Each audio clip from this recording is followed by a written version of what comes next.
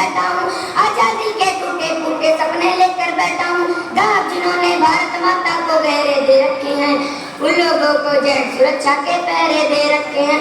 जो भारत को बर्बादी की हद तक लाने वाले हैं, वे ही स्वर्ण जयंती का पैगाम सुनाने वाले हैं, वे ही स्वर्ण जयंती का पैगाम सुनाने वाले हैं। आजादी लाने वालों का तिरस्कार कर पाता है, बलिदानी पत्थर पर थूका बार बार कर पाता है।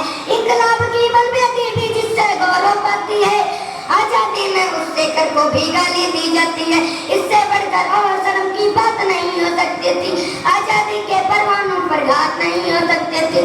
कोई बलिदानी से कर को आतंकी कह जाता है, पत्थर पर से नाम हटाकर कुर्सी पर रह जाता है, पत्थर पर से नाम हटाकर कुर्सी पर रह जाता है।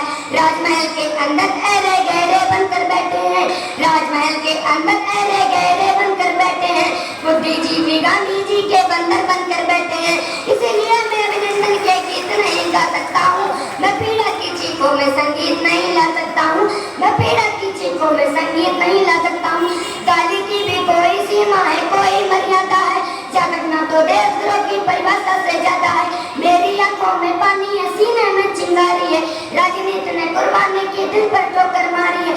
सारे को तो बड़ौदा चुप से कोई कहीं नहीं बोला, लेकिन कोई ये ना समझे कोई खून नहीं खोला, लेकिन कोई ये ना समझे कोई खून नहीं खोला।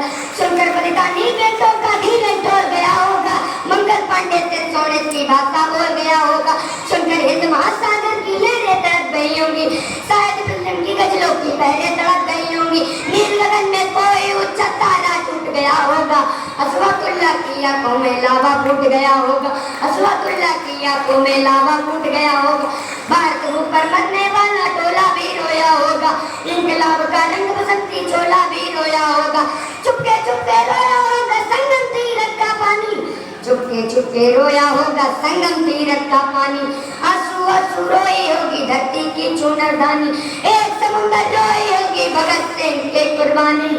क्या ये सुनने की खातिर फांसी झूले सेनानी, जहाँ मरे आजाद पार के पत्ते फड़क गए होंगे, जहाँ मरे आजाद पार के पत्ते फड़क गए होंगे। कहीं स्वर्ग में से गर्जी के बाजू फड़क गए होंगे, शायद पल दो उनकी नदियाँ भाग गई होगी। फिर पिस्तौल उठा लेने की इच्छा जाग गई होगी, फिर पिस्तौल उठा लेने की इच्छा जाग गई होगी। जय जय भारत।